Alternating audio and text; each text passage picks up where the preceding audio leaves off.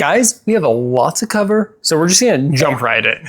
There are three main parts for when you're building any Dungeons & Dragons character. You have your class, your origin or background, or your race or species. The class is by far the most influential part, and that's why we start with the class. It's basically like saying what's your career or profession, what's your role as an adventurer. Because it is so influential, it's usually where you start with building a character. Your origin and background mainly just adds flavor and spice to the story that you're playing through, although it does offer some pretty cool unique perks unique to your origin. And then your race and species just includes some character traits that are pretty cool extra bonuses. Elves don't need to sleep as long. Some creatures can see in the dark. Things like that. It adds racial bonuses and benefits, sometimes in the form of spells or magic. These categories also tell you what equipment you start with, what spells you can use, and things like that. Today we're just going to start with just a basic simple overview of the classes. When you build a character, you usually start with a character sheet, which we covered in the last video. Nice plug, you like that? That means you have to go watch my last video. But today we're just going to start with the classes. We're just going to do a basic overview of each of them to see what they look like. First of all, there are 12 of them. That's kind of a lot for a game, and it may seem overwhelming. But it's nice because a lot of these classes are very similar to each other. So instead of thinking of it as 12 independent, unique classes you get to choose from, think of them as groups. Do you want to be a big spellcaster who relies a lot on magic? Do you want to be a fighter that uses little magic? Or kind of in between? If you think of it like that, the choice is a lot easier. I'm going to list all of the classes by name first, and then we'll go through one by one and talk about them. You have a barbarian. You also have a bard. You have a cleric, a druid. You have a fighter. You have a monk, a paladin. You have a ranger, a rogue, sorcerer, a warlock, and a wizard. Now, all of these classes can use basic equipment. They can all wear armor, use weapons, carry items with them, things like that. That's all pretty simple. What's tricky is that each class has a unique special ability or mini magic system, something about them that makes them very different than the rest. That's where it gets tricky, and that's the thing that usually catches people. So as an example, I'm going to go over the first class, Barbarian. And then, after that example, I'm just going to continue on with the rest and we'll overview all the classes.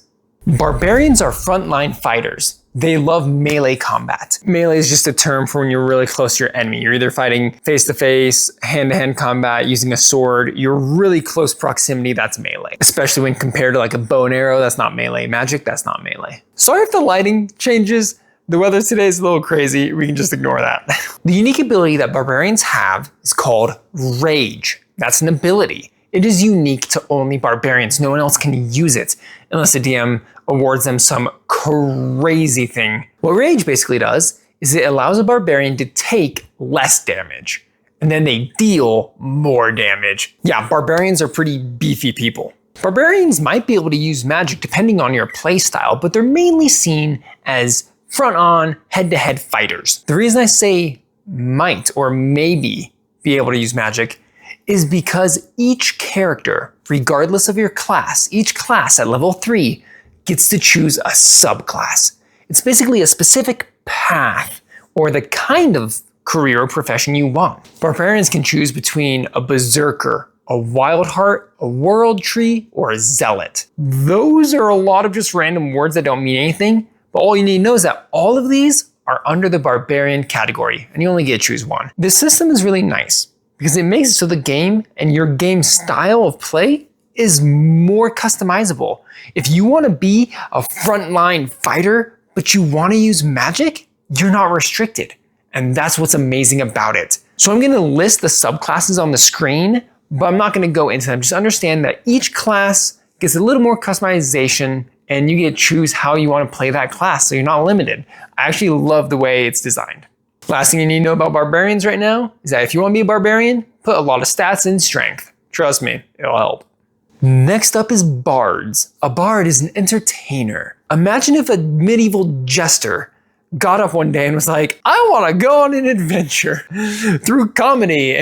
No, I'm kidding, but actually that might work.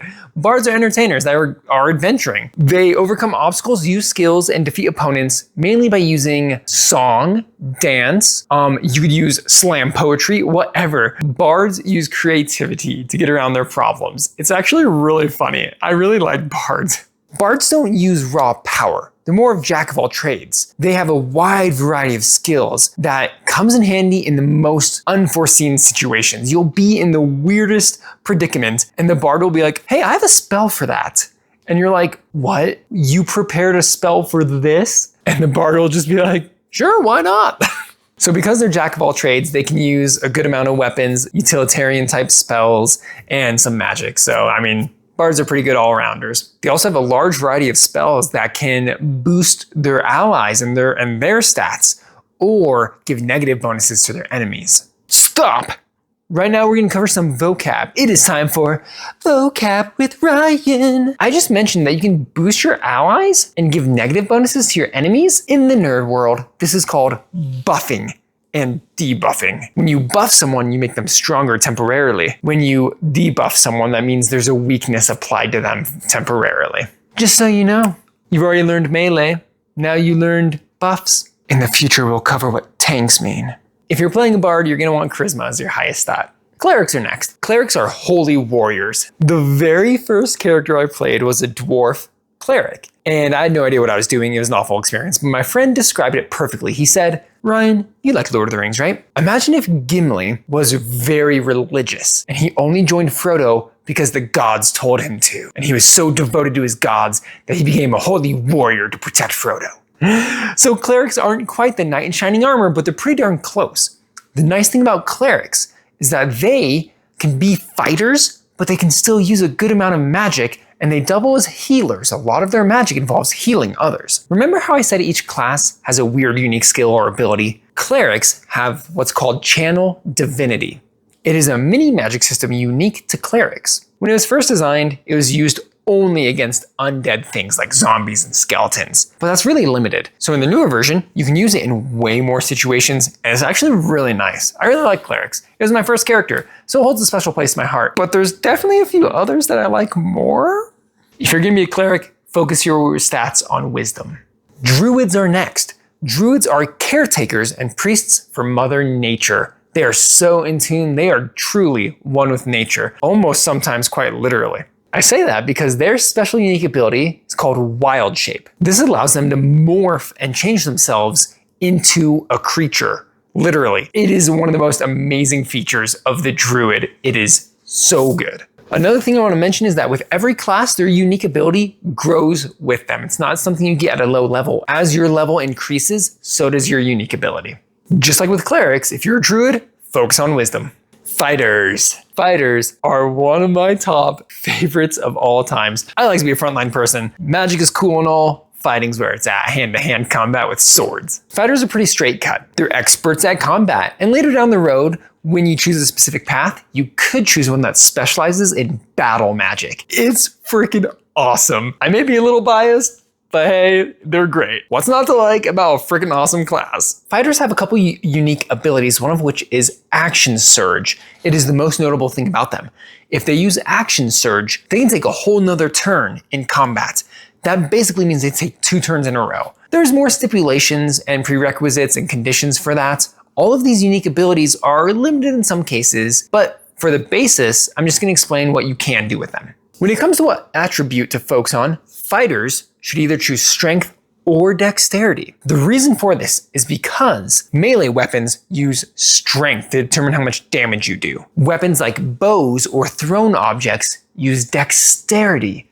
There are also some weapons that could use one or the other. So with fighters, you're fighting. It doesn't matter what weapons you use, swords or bows, as long as you have stats in strength or dexterity, that's what you want. So that's a fighter. Monks are next. Monks have always intrigued me.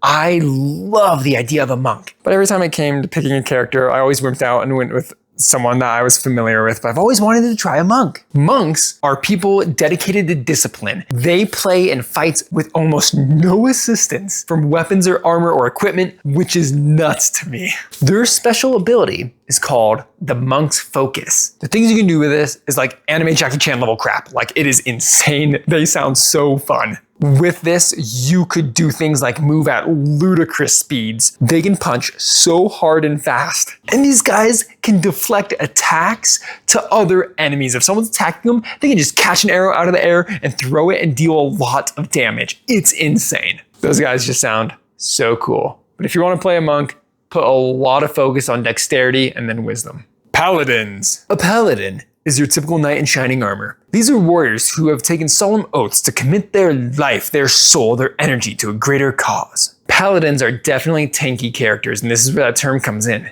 A tank is someone who can they can take a lot of damage and they can deal damage too. Kind of like a real tank. They're beefy, they're big. You can't just knife a tank. Because they're knights in shining armor, they're frontline fighters for sure. But similar to clerics, paladins dabble quite a bit in magic. Some of their magic is healing, but a lot of it is also offensive. Paladins are pretty dope, awesome people. If you're playing a paladin, you're gonna want to put a lot of stats into strength and then wisdom. Next up is Ranger. Rangers are wandering survival artists. They're amazing in the wilderness. They spend most of their time there. Think of Aragorn from Lord of the Rings. In my opinion, Rangers are the best medium between frontline fighters and spellcasters. They have a perfect mix right in between, in my opinion. Their special abilities allow them to target a specific thing and track really well, or to traverse terrain and survive very efficiently. They are, by definition, the perfect hunters. I didn't elaborate in specifics about some of these abilities and stuff, like for the Paladin or for the Ranger. I'm just trying to get the main principle of what they do. Trust me, Rangers are pretty awesome. If you like the idea of a Ranger, put a lot of your stats into dexterity and then wisdom. Man, you got a lot of wise guys around here. From the shadows jumps the rogue. Rogues are sneaky, stealthy little guys. They're very good at creeping around and assassinating people. Imagine someone who's very cunning and likes to be very mischievous. At least typical rogues do. I mean, if you saw me and my brothers play rogues instead of a cunning, sneaky person, you might just find a troop of clowns. I mean, I have a hard time saying that with a straight face. A troop of clowns walking around, geez. Hey, not everyone plays the typical way you want to play, okay? Rogues have one of the most amazing abilities ever called sneak attack. If your enemy is distracted, or if they don't know where the rogue is, they deal massive amounts of damage. Rogues are definitely sneaky people. I also really like rogues. Fighters, rogues, rangers. Can't really go wrong with all the classes. They all have their strengths and weaknesses, but man, rogue's fun. You definitely want to focus on dexterity if you're a rogue. Then we have the big three, the last three. These are the spell casting classes. Yeah, some of the other classes can use magic. Rogue learns magic a little later on if you want, but these three are straight magic. First up, we have sorcerers. Sorcerers are beings who have been born naturally gifted with the ability to use magic. No training, no schooling. They just were born gifted. The unique thing about sorcerers is that they have something called the font of magic. It's kind of complicated. The best way I can describe it simply is it allows you to change the way you cast magic in the mechanics of the game. So instead of having typical spell slots, you can manipulate what slots do what, where they go, things like that. They're really good for people who like to dissect the magic system and have the best efficiency with their spell casting. Definitely not recommended for beginners, but hey, if you like the idea of it, no one's stopping you. If you want to be a sorcerer, study charisma.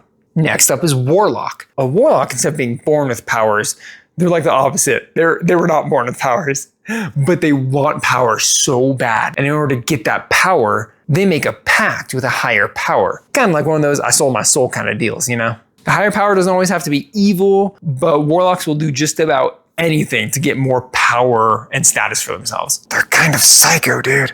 The unique thing about Warlocks is also how they use their magic. The way they record how they use their spells and the way their spells reset is very different, but just understand that's another type of magic user. I will point out though, one of the most unique things about Warlocks is that they recover a lot of their magic during a short rest. When everyone else resets all of their skills on long rests, most often, Warlocks reset quite a bit on short rests. If you're a Warlock, you want charisma.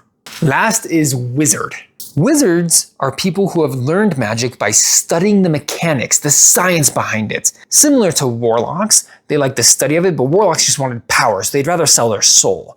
Wizards would rather study how does magic actually work. I will be 100% honest, I do not understand wizards.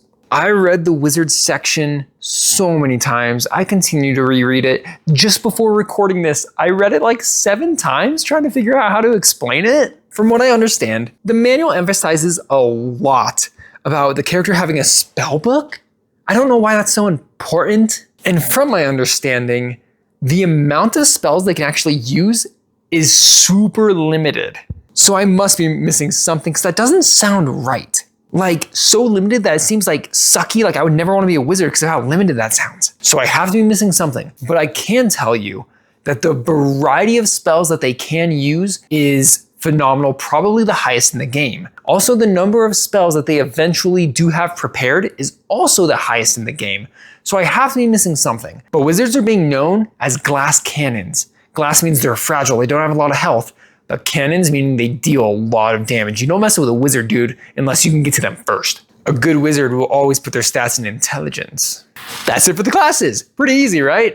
It's kind of hard because this video is more of just a straight list, memorization and stuff like that. But you don't have to. That's the best part. With classes, you don't have to memorize all this information. Just get the idea that you like, the vibe that you want, and then choose it. Do you want to be a fighter? Cool. Here's a few classes. Do you want to be a jack of all trades kind of person? Cool. Here's a few classes. Do you want to be a spellcaster? Cool. Here's 3 classes. But the best way to learn is to just try it out. Build a character, join some friends, and start playing. You'll find out if you like and don't like certain things. And then you'll find out how much you love fighters. That was dumb. All right, now come here. Closer. Stop. That's good enough. Please tell me, what did you not understand? Or is there something you want to know more about? Comment. And I don't say this for the stupid algorithm. I'm starting to say this every video and I mean it. Comment. I love interacting with you guys. It makes YouTube feel more real rather than me sitting in my living room talking to a camera with a studio light on me when it's cloudy outside. When I interact with you guys, it is so much better. It makes the learning experience better for me. It's better for you guys. I just love it. So if you had questions about something or want me to cover something more in depth, please let me know. I plan on making more videos anyway, but this gets me an idea of what you guys want. Anyway, good luck choosing your first class and happy adventuring. See you around, guys.